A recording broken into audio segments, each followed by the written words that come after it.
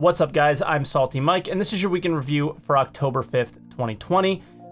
This is going to feel a little rushed because this is take two. Something happened with the recording of the first one where it just didn't work. I don't know what's going on. The technical issues I've been dealing with over the last couple weeks have been painful, to say the least.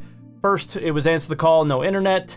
Last week, we couldn't do weekend review because my editing computer just didn't turn on, and had to do a bunch of trial and error things until we finally figured it out. And now just this, so it's kind of a pain in the ass. So if it feels a little bit rushed, it's because it is. I really want to get this video out. I want to keep this, cadence, or just constantly be doing this video every week. It keeps me informed on the game, but I'm going to be honest with you. I have never cared less about Star Citizen than I do right now. And I don't think I'm the only one. 3.11 just brought nothing of... It didn't inject any excitement into myself, and it doesn't really seem like it injected much into the community. The Reddit posts are, not that frequent. Spectrum seems kind of down. YouTube views down. Twitch views down. Like, nobody cares at this point, and I am definitely one of those people. And the reason being is this patch is quite good. We're going to go over the patch notes in a second here. This patch is quite good in terms of the additions to the game, but it's just every patch that we've had prior to 3.11, I feel like there was always something to dive into and sink your teeth into and check out and discuss. And this is a lot of little things, right? It's a lot of those little things that, will add up to the end game and the game at some point.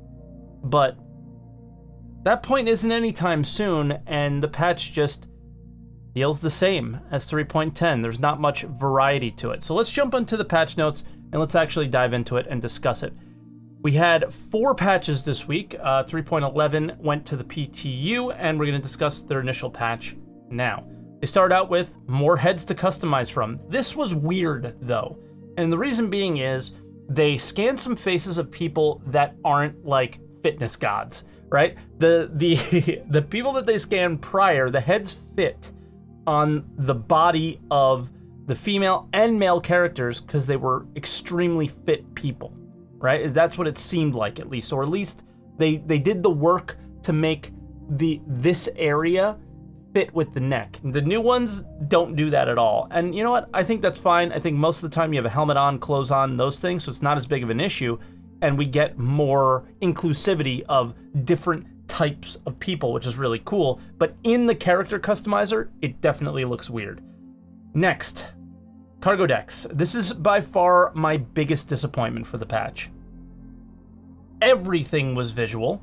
Nothing new was added. Not a single mission change was made to reflect the additions of these decks. They literally took the cargo panels and the purchasing panels for certain things and moved them to a different location. And I personally feel that the location is a bit underwhelming. If you turn right, it's a big cargo area with a lot of things moving around, sounds. That is the scale of a cargo deck that I would expect. But the actual player area, the player area where you interact with things is the ceiling's a lot lower, things are a lot smaller, feels cramped, it feels small. Cargo decks should feel massive, and I don't get that sense from it there. So that's just like my little constructive criticism with it. But what I'm most disappointed about is they knew cargo decks were coming, and they didn't bring content with them.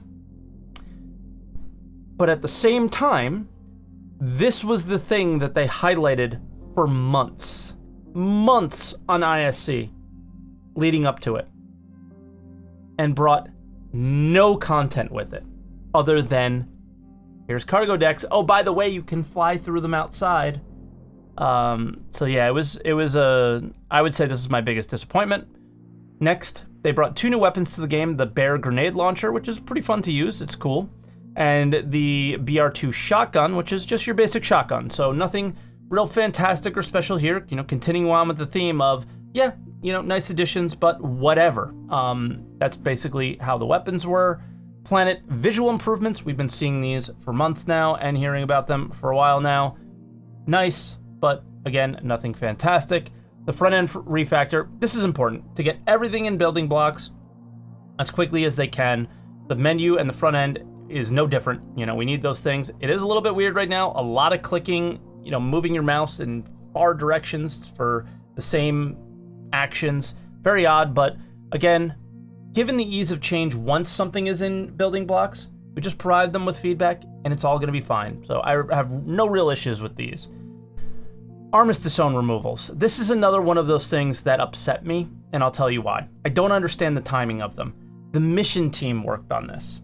They could have made cargo missions, which I made a video in the previous quarter talking about how I loved the direction that they were going with delivery missions.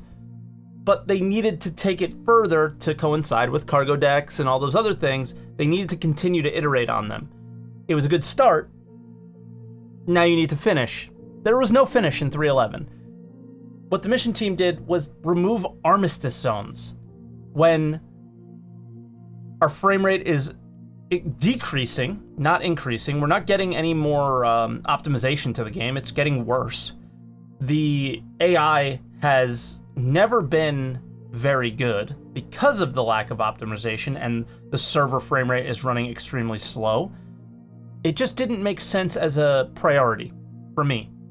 But then I took a step back and I said, all right, PvP players have literally had years without getting support from game dev. Years. While cargo haulers and miners have been able to quote unquote enjoy the Star Citizen experience for what it is right now. This is a pretty big change for PvPers and combat players. So, you know, I kind of have to take a step back and go, I don't understand the timing because of the technical issues, but I do understand the timing because, man, we got to throw these guys a bone. You know, we really do. It's getting ridiculous how combat is a key factor to the game. It touches a lot of elements of the game, and these guys should be able to have fun too. So, there you go. They updated the inventory UI as well, and this is the silver lining of the patch for me, basically, is just like the cargo missions, if they continue to iterate on these, growing into looting players, armors, all sorts of things, that'll be cool. But it has to continue to iterate. This has to be the number one, if not top 3 priority of every single patch until it's done. Interacting with NPCs this way, interacting with our ships this way, interacting with our ground vehicles this way, interacting with our armors this way. And other players, ships, armors, ground vehicles. Very, very important. Next is another bits of those little things that will eventually make the game really good, but isn't doing it right now. Improved throw, force reactions. Okay, grenades work like every other game now. Force reactions, you know, at least in FPS, when getting shot, very similar to other games. Then we move into missile and countermeasure improvements. This is a big deal because we've had this issue for a long time. Needed to be resolved. Countermeasures actually work now. There's some changes to missiles to make them a little less OP, but more work is to come, as we know. Moving on, we had a 3.11K PTU. The sentry turrets around the armistice zones now, they have proximity guidelines because players were stealing them and flying away with them. So yeah, now they just blow up and they'll respawn after a while. 3.11L on the PTU.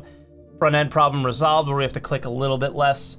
Criminal spawning at Grimhex again. So this was way back in the day. I think this was what I debuted at Gamescom like 4 years ago. Was if you were a criminal and you died, you spawned at Grimhex. Now it's if you die or you log out not in a bed, when there's nobody that can catch you and send you to jail around, you go to Grimhex. So kind of coming back to that, which is cool, and bringing back memories of when things were awesome.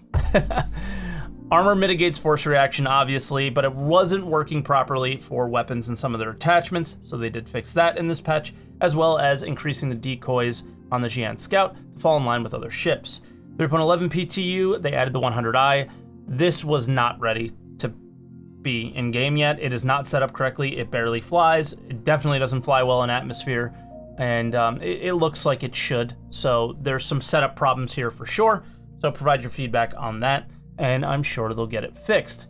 The nerf for the ROC is also here. They are adding more minerals to planets, but definitely less Hadanite. On more inhospitable moons, though, they plan on making your runs more valuable in some way, and we'll discuss that a little bit later. Reduce the number of ships that you can have out at any time from 3 to 2. If this is how we're optimizing, I think that's sort of problematic, but at the same time, how often do you really need 3 ships out? Polish on force reactions, and then they added the box all back to the inventory system, which is, you click a, I guess a consumable or a hand mineable something, and then you can add them all to a box. This is cool because you can empty the inventory of your rock into these boxes and then eventually sell, as many as you like at some point, which is pretty cool. And they renamed countermeasures to their old names of flare and chaff from decoy and noise. So we'll see. Moving on to roadmap Roundup 100i, 125a, 135c. They're all in polishing, as we know, because they're now in the game. And that was really it for that. Really looking forward to that new roadmap, gotta say. The Reddit roadmap 3.11 is now completely in polish, while the 3.11.x patch, which is just the Star Runner and then obviously some improvements, jumped up 40% to 95% done. So I expect the Star Runner in the next iteration of 3.11. 3.12, again, this just shows that the roadmap continues to misrepresent what's going on. We know staggered development's a thing. We know they're working on this stuff, and there's just basically no updates other than tasks added. It makes it seem like nobody did any work this week, and we know that's not the case. So, yeah. Moving on to video updates, again, a very underwhelming week. There was no ISC. SEL was another game dev about the way they paint planets, and yeah, I'm sorry. I'm over it, and I have no discussion points from that video for this video. And I know this is for some of you guys who really do love that stuff, so I always include them in these videos, but yeah, it's a little resident sleeper for me. Moving on to other updates, we had the Ship Showdown contest winners post where Subliminal, who's a fellow YouTuber here on YouTube, he made a really cool video, and he killed it, man. It's awesome. You guys should check that out. Link will be in the description down below. The Imperator debate lore post. Check this out if you're into those kind of things. Looking forward to seeing when whoever we choose as Imperator actually impacts the game that we're playing. Right now, it's just like visual and auditory things that are in the game. I'm also kind of debated out. I don't know if any of you guys are, but yeah, don't want to talk about debates. Sneak peek, not so sneaky at this point. It's the 125A's headlights, but it's pretty cool. Missile and countermeasure feedback posts. Again, we talked about this earlier. This has been a problem in the game for a very long time, so make sure you give your feedback on that. Let's try and get this right. ROC feedback. This goes back to what we were talking about with the nerf for the ROC. They seem to be doing it in a less drastic way. I hope they get this right. It's clear that it was insanely good before, so let's give our feedback on the mining experience with the ROC. And then finally, Chad McKinney went off this week. Rainwalker, who does all the Reddit posts basically that I used to make this video, messaged me on Discord last night and said, hey, I know you're working on the video, make sure you include this. And basically Chad answers all sorts of things related to all sorts of things game development, so make sure you guys check those out. And I will see you guys next week. Again, I apologize for my lack of enthusiasm for Star Citizen. I don't think I'm the only one. Leave a comment below. Let me know what you guys think about 3.11. Are you excited? Are you disinterested like I am? And yeah, I have a video I plan on making this week in relation to just that. And I think I know what the problem is. And I think we're going to have a discussion about it on YouTube. And I'm pretty excited to do it. So if you haven't yet, hit subscribe. Check out that video coming out later in the week. It'll probably be Wednesday, maybe Thursday morning. And yeah, leave a comment below, hit subscribe, leave a like, all that stuff. Again, links of everything we discussed is in the description. If you do enjoy the content I make, I do stream on Twitch every day but Monday to get this video out to you guys. So make sure you hit me up there, and I will see you guys next week. Bye, everybody.